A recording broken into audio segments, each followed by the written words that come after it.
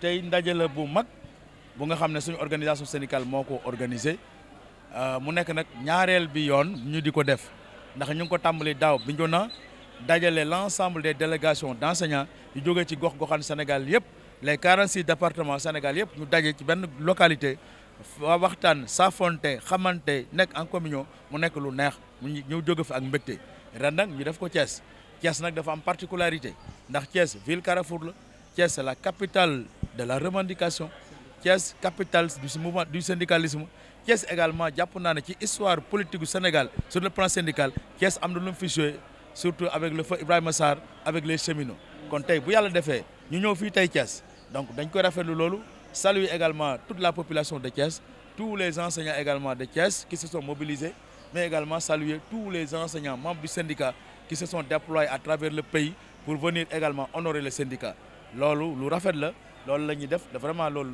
ñu di ko def. protocole bi gouvernement bi c'est en fait le pacte de stabilité la tudd gouvernement patronat ak centrale syndicale ñoo signé pacte de stabilité sociale ñun nag en tant que organisation syndicale muy SADEF daanaka dañoo gisul suñu bopp ci pacte boobu ndax ñun dañoo am ay revendications sectorielles particulières muy la retraite des enseignants à 65 ans ak problème mu enseignants décisionnaires gis nañu ne pacte boobu buñ ko xoolee ba ci biir gisuñu ñaari question yooyu nekk ci te loolu daf ñu itteel ndax question décisionnaire yi diggoon nañu depuis ñaari weer ñu dig ñu ne danañu signé ñaari décret président dana ko signé booba léegi ñuy daw amoon nañu yaakaar sax que ne bala ñuy àgg 1er mai président daal dana ko signé 1er mai romb na tey c'est le 3 ba léegi dégguñu ne président signé na benn ci décret yooyu te décret yooyu dafay ñëw pour impacter ci situation pour que décisionnaire yi mën a am situation bu normale beneen bi mooy la retraite des enseignants à 65 ans loolu nekkatul sax une revendication syndicale mais c'est une question capitale une question vitale même pour le développement du pays ndax kat boo xoolee at mu yàlla sakk lu ëpp junniy jàngalekat danañ dem retraite ay lu toll noonu dinañ dem gaañu malheureusement wala ñu dem ci yeneen i service système bi gën a ñàkk ay enseignants moo am pénurie jàngalekat bu manqué at bu nekk bi gën a manqué te État du Sénégal recruté wul benn yoon lim bu toll noonu pour mu régler déficit boobu ñu jàpp nag ne jàngalekat yi kon jot na ñu prolonger seen séjour ci école bi ndax kat dañuy pare ci école publique ne retraité nañ xëy suba dem école privée ba di fa jàngale te comme jàngale rek la nañ ko prolonger fii mu am jëmm mu am maanaa mu amal njariñ jàngalekat bi amal njariñ parents d'élèves yi amal njariñ élèves yi amal njariñ état parce que état da ciy gagné ñun loolu moo tax la revendication dañ koy porter te état du Sénégal da ko war a régler jël âge bi yóbbu ko à 65 ans ñaari question yooyu nag tant que gouvernement du Sénégal andiwu ci ay saafara régler ko na jàpp ne njàng mi ak njàngale mi suba ba wala gannaaw suba mën na delluwaat ci ay yëngal ndax ñun ay ndaw rek lañ en tant que organisation syndicale ñun nous sommes un syndicat de revendication jàngalekat yi li ñu bëgg ñun loolu la ñuy def suñu nee suba dem leen grève bu subaa dañu dem grève suñu nee xaar leen ñu xaar ndax booba léegi ñu ngi ñuy wax xaar leen ndax dañoo amoon yaakaar que ci nguur gi kat que pacte bi avant ñu koy signé situation décisionnelle danañ ko réglé âge de retraite jàngale ko dañ ko yóbbu 65 ans mais comme ñi nga xaar ba léegi gisuñu nag jàngalekat yi ci ñoom la dépendre bu ñu nee suba songu leen ñu dem grève ndax école bi kat tëjagul te moment bi ñu nekk nii moment bi gën a am maana pour njàng mi ak njàngale kon nag lépp ci gouvernement la dépendre. xabaar boobu dab nañu sàng ñu dégg ko ay élèves yu Wélingara yu décédé par accident mu nekk lu ñuy naqarlu muy tiis bu mag bu frappé la communauté éducative di frappé également le SADEF moo tax le SADEF par ma voix dañuy jaale famille yooyu nga xam ne ñoo ñàkk xale yooyu noonu di jaale l'inspection d'académie de Kolda di jaale l'inspecteur de l'éducation et de la formation de Vélingara di jaale toute la communauté éducative par rapport ak tiis boobu daal di ñaan yàlla xare leen àjjana que ci Firdawsi. NCA xam nga dafa am partenariat bu ñu signé ak NCA mu nekk nag partenariat stratégique partenariat gagnant-gagnant la ndax kat comme ñun ay ndaw lañ ay jàngalekat lañ dañoo gis ne jàngalekat yi dañuy génn àddina yenn saa yi te boo dikkee seen famille du demee noonu ka fi nekkoon dem na famille bi ñu ngi fi te il faut que ñu assister leen il faut que ñu taxawu leen mu am benn police boo xam ne buñ ko signé ak waa NCA kooku noonu ko signé bis bu yàlla defee malheureusement mu génn àddina NCA am na benn montant de 4 millions ba mu ñuy jox ñu jox ko famille boobu ñu mën cee dimbandiku boobu police boobu la ñu signé ak NCA beneen bi mooy jàngalekat bi bu nekkee en activité di liggéey ci as salaire am mën na ci coppati 10 000 wala 20 000 wala lu mu mën di ko économiser dénk ko NCA su boobaa montant boobu bis bu demee retraite day jur dara yokk ci lam fa dénkoone woon su ko defee mu amal ko njariñ mu mën cee jàppandiku le temps que mu jot pension retraite am looloo tax kat ñu si ñaari police yooyu ndax kat ñun organisation syndicale muy la SADEF saa suñu xëyee suba ba ngoon luy jëmale kanam jàngalekat bi la ñuy def looloo tax ñu signé ko ak NCA te NCA aussi booba léegi mu ngi koy jëmmal moo tax damay ñaax jàngalekat yi fépp fu ñu ma nekk ci Sénégal ñu ñëw souscrire à ces 2 polices d'assurance au niveau de NCA assurance pour ñu mën a am assurance retraite am assurance décès nga xam ne ëllëg a gi si biir lu xew su boobaa fekk fàggandi woon nañ ko ndax kat yàlla moom moo xam li xew suba mais mën nga ko préparer ndax bu nekkatul yow say njaboot gi ngi fi bay ñu am as tuut mu néew mu bari lu ñu mën a jàppandi en attendant que nit ñi di leen di assister. Faire une action de mobilisation sociale, faire en sorte que les enseignants partout où ils se trouvent puissent se retrouver en une journée, en 2 jours, 3 jours, communier, vivre ensemble. Et c'est ça véritablement l'objectif pour lequel nous organisons ces journées-là. C'est la 2e fois que nous l'organisons. La première édition a eu lieu l'année dernière à Bignona. Ça a été une occasion phare où tous les enseignants, militants, membres de notre organisation syndicale se sont retrouvés à Bignona, communier pendant 3 jours. Cette année, c'est Thiès, cette ville qui l'a accueilli.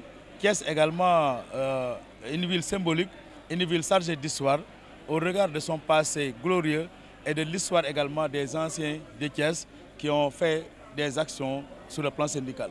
C'est ce qui est véritablement symbolise cette action et nous réconforte dans l'action que nous avons menée pour être ici à Thiès. Voilà, un protocole pour un peu sociabiliser le climat social avec les enseignants, avec le gouvernement.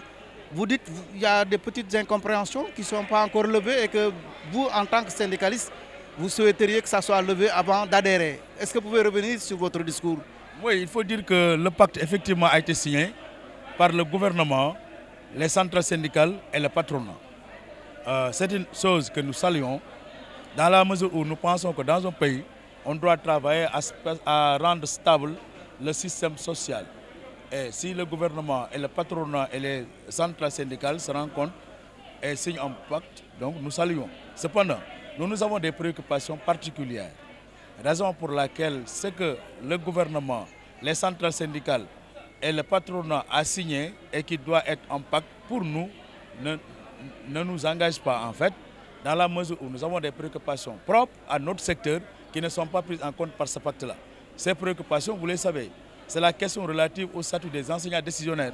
Ces braves hommes et femmes qui abattent un travail de titan partout, qui permettent à l'école publique sénégalaise de se hisser partout et qui malheureusement, à la retraite, vont se retrouver dans une situation terrible, dans une déchéance morale qui handicape sérieusement leur vie sociale. Et c'est la raison pour laquelle nous ne pouvons pas accepter qu'un pacte soit signé sans que cette question nous trouve une solution. On nous a dit depuis 2 mois que le président de la République allait signer les 2 décrets, notamment le décret 64-347 du 12 avril 1974 et le décret 2006-392 du 27 avril 2006. Jusque-là, rien. On avait même espéré grandement qu'avant le 1er mai, on verrait ces décrets-là. Et jusqu'à présent, rien de tout cela. On ne sait pas est-ce que ces décrets seront signés ou ils ne seront pas signés. On a vu qu'un décret qui avait été perdu, programmé par l'ancien régime et qui avait été perdu et qui a été retrouvé rapidement et signé au profit des enseignants du supérieur. Maintenant, ceux qui sont au préscolaire, élémentaire, collège et lycée, on les laisse en rade alors qu'ils sont là. C'est un décret qui aurait dû être signé. Autre question, c'est l'allongement de la retraite des enseignants à 65 ans. Nous considérons qu'à l'heure actuelle, c'est une question cruciale, une question capitale, une question nodale. Et raison qui nous pousse également à le dire, c'est que le système éducatif traverse des difficultés. L'école publique sénégalaise, depuis des années, se trouve à la croisée des chemins. Il y a beaucoup d'enseignants, des milliers d'enseignants qui partent à la retraite chaque année. Il y a également des milliers d'enseignants qui malheureusement décèdent ou d'autres enseignants qui quittent le système et font autre chose. Ce qui constitue un gap énorme d'enseignants.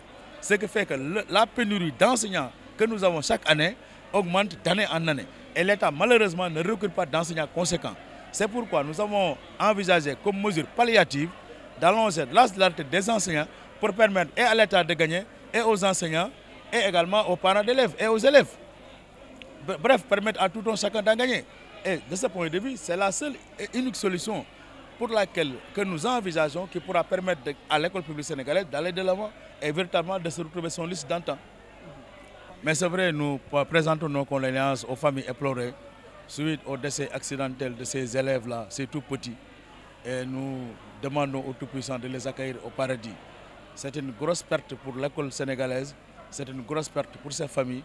Et également, le SADEF, par ma voix, présente ses vives condoléances à ces familles éplorées. Comme vous l'avez dit, la centralité, depuis des années, était centrée sur l'élève. Mais à notre avis, à l'heure actuelle, au SADEF, nous pensons que le centre de gravité de la centralité s'est déplacé. Et se trouve à l'heure actuelle, c'est l'enseignant. Pour une raison bien simple, hein, que tout un chacun pourra appréhender. Parce que le parent d'élève, quand il décide pour la première fois d'emmener son enfant à l'école, il souhaite voir la réussite de cet enfant-là. L'enseignant ou l'enseignante qui l'accueille va lui prodiguer le maximum de connaissances, c'est parce qu'il ou elle souhaite voir la réussite de cet enfant-là. L'État, qui emploie les enseignants, qui crée des écoles, souhaite également voir la réussite des enfants. Les partenaires techniques et financiers qui appuient l'État du Sénégal dans la politique éducative souhaitent également voir la réussite des enfants. Donc tout concourt ici vers la réussite des enfants. Voilà pourquoi l'élève n'est plus une centralité, mais l'élève est devenu une finalité. Un produit fini, un résultat que l'on veut obtenir. Et pour avoir ces résultats, ce produit fini, il faut des enseignants nécessairement, obligatoirement bien formés, bien motivés et qui sont installés dans un environnement pédagogique stable, capable de pouvoir leur permettre de produire un enseignement de qualité, lequel enseignement peut donner le résultat qui est la réussite de l'élève. Voilà pourquoi, à l'heure actuelle, le SADEF réaffirme par ma voix que le centre de gravité de la centralité ne se trouve plus chez l'élève, mais c'est l'enseignant. C'est la raison pour laquelle le SADEF met l'accent sur l'enseignant et milite pour l'enseignant et faire en sorte que les enseignants soient mis dans d'excellentes conditions de travail, conformément à la recommandation OIT UNESCO de 1966, une forte recommandation que l'État du Sénégal est tenu de respecter parce qu'il l'a ratifiée, mais permettre à tous les enseignants d'être à l'aise et d'être dans de très bonnes conditions de travail. Et si nous voulons avoir un système éducatif performant, il nous faut miser sur l'enseignant. L'enseignant est le moteur du système. Un véhicule sans moteur ne fonctionne pas. Un système éducatif sans enseignant ne fonctionne pas. C'est la raison pour laquelle le SADEF milite et met l'accent sur l'enseignant et fait de l'enseignant son credo, son cheval de bataille et porte le combat et portera toujours le combat pour l'enseignant. Oui, NCA, nous avons signé un partenariat avec NCA sur 2 polices. Faire en sorte que les enseignants qui travaillent puissent, à partir de leur activité, faire de l'économie pour préparer leur retraite. C'est cette police que nous avons signée. Ensuite également, nous perdons malheureusement des enseignants membres de l'organisation. Le cas le plus récent, c'est notre responsable départemental de Tivaouane, Omar Sow, qui a été arraché à notre affection le 20 avril dernier. Et sa famille est là et il faudrait l'assister. Maintenant, la police que nous avons signée va permettre à l'enseignant signataire de la police d'avoir le capital décès après son décès pour ses ayants droit. Et un montant de 4 millions va être dédié à la famille du défunt. Voilà pourquoi nous incitons les uns et les autres, parce que demain, on ne sait pas ce qui sera fait. Demain appartient à Dieu. Et il faut préparer l'avenir, mettre sa famille en sécurité si on n'est plus là. Et c'est la raison pour laquelle cette police est là, pour garantir cela, faire en sorte que l'enseignante ou l'enseignant signataire de cette police, s'il quitte ce bas monde, le NCA Assurance va nous donner un montant de 4 millions que nous allons remettre à la famille pour permettre à la famille de se prendre en charge plus ou moins. Voilà pourquoi nous avons signé ces 2 polices avec NCA. Et c'est pourquoi nous demandons à tous les enseignants véritablement de souscrire à ces polices-là, d'abord de réaliser des économies sur son salaire pendant qu'on est en activité, pour qu'une fois que la retraite arrive, avant que la pension ne soit virée, qu'à part de ce pactole, qu'on pourra gérer quelque chose. Et maintenant, faire en sorte que aussi après le décès, malheureusement, on ne le sait pas, mais que la famille également puisse avoir un montant pour se prendre en charge, plus ou moins le temps de refaire pour la pension, etc.